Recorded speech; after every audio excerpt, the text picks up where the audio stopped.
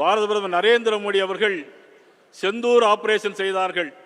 பஹல்காம் நகரிலே நம்முடைய சொந்தங்கள் தாக்கப்பட்டதை மனதிலே வைத்துக்கொண்டு பாகிஸ்தான் நாட்டிலே செந்தூர் ஆபரேஷன் செய்தார்கள். ஆனால் நமது அமித்ஷா அவர்கள் மதுரைக்கு வந்து மீனாட்சி அம்மனை தரிசனம் விட்டு அந்த செந்தூர் எடுத்துக்கொண்டு இப்பொழுது தமிழகத்தில் சைலண்ட் ஆபரேஷன் செய்ய போறார்கள். To kill DMK ruling.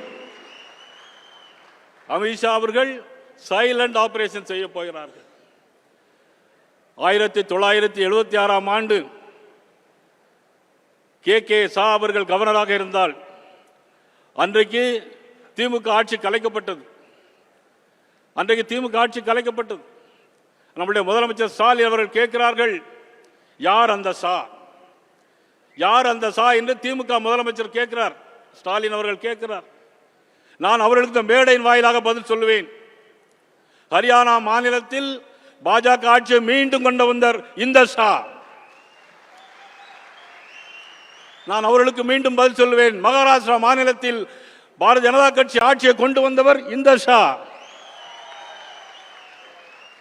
டெல்லியில் அரவிந்த் கெஜ்ரிவாலை தூக்கி எறிந்துவிட்டு டெல்லி பட்டணத்திலே பாரதிய ஜனதா கட்சி ஆட்சியை கொண்டு வந்தது இந்த ஷா. அவர்தான் எங்களுடைய அமித்ஷா. உங்களுடைய ஆட்சியை வீட்டுக்கு அனுப்பக்கூடிய ஷா அவர். எப்பொழுதுமே திமுகவுக்கு ஷானாலே ஒரு பயம்.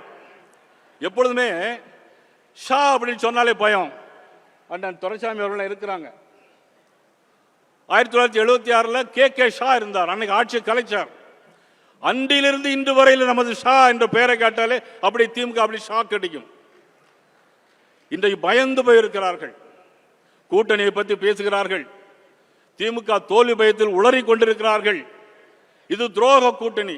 எது துரோக கூட்டணி? அன்றைக்கு இந்திரா காந்தி அம்மையார் மதுரைக்கு வரும்போது கருப்பு கொடிங்கிற பேராட்டத்தில் கல்லை தூக்கி வீசினீர்களே, தலையில் அடிபட்டு ரத்தம் வந்தது. இங்க பெண்கள் நிறைய பேர் வந்திருக்கிறார்கள். இந்திரா காந்தி அம்மையாரை பார்த்து அடிபட்டதால் வந்த ரத்தமா? அதுக்கு அடுத்த சொல்ல முடியாது. கேட்டாங்க, பேசினாங்க. இன்னைக்கு அவர்களோட கூட்டணி தோழமை. இது துரோக கூட்டணியா? அண்ணா திமுகவுடன் இன்னைக்கு நாங்கள் கைகோர்த்து இருக்கிறோமே. எங்களது மாண்புமிகு உள்துறை அமைச்சர் அமித்ஷா அவர்கள் 2 மாதங்களுக்கு முன்னாலே வந்தார்கள், இருந்தார்கள், கூட்டணியை ஏற்படுத்தினார்கள், சென்றார்கள், மீண்டும் இங்கே வந்திருக்கிறார்கள். தொடர்ந்து மாதந்தோறும் இங்க வர இருக்கிறார்கள். திமுக எல்லாமே பொய், புழுகு. பொய்யிலே கால்பிடி, புரட்டிலே முக்கால் பிடி, மக்கள் நம்பும்படி வாழ்வது எப்படி? இதுதான் திராவிட மாடல் ஆட்சி. பொய்யிலே கால்படி, புரட்டிலே முக்கால் பிடி, மக்கள் நம்பும்படி வாழ்வது எப்படி? இதுதான் திராவிட மாடல் ஆட்சி. இன்னைக்கு ஏமாற்றி கொண்டிருக்கிறார். சட்டம் ஒழுங்கு சரி இருக்கிறதா? இல்லை. கொங்கு நாட்டிலே யாரும் தோட்டத்திலே வாழ முடியாது. சிவகிரியிலே 2 வயதானவர்கள் கை காலெல்லாம் துண்டு துண்டாக வெட்டி விட்டார்கள். காதிலே காதோடு அறுத்து விட்டு சென்று விட்டார்கள் கொள்ளையர்கள். யாரும் கண்டுபிடிக்க முடியவில்லை. அண்ணாமலை அவர்கள் போராட்டம் நடத்தினார்கள்.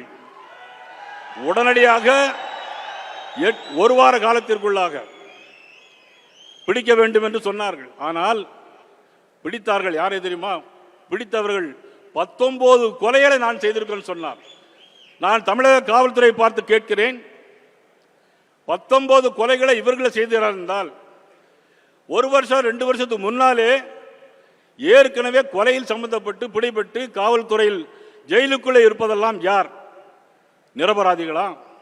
அல்லது இவர்கள் தான் உண்மையான குற்றவாளிகளா? தமிழக காவல்துறை கண்டிருக்கிறதா?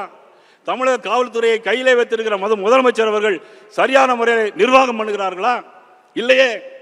பிளே ஸ்டோர் மற்றும் ஆப் ஸ்டோரில் இருந்து பாலிமர் செயலியை QR கோடு மூலம் பதிவிறக்கம் செய்யுங்கள். செய்திகளை உடனுக்குடன் பெறுங்கள்.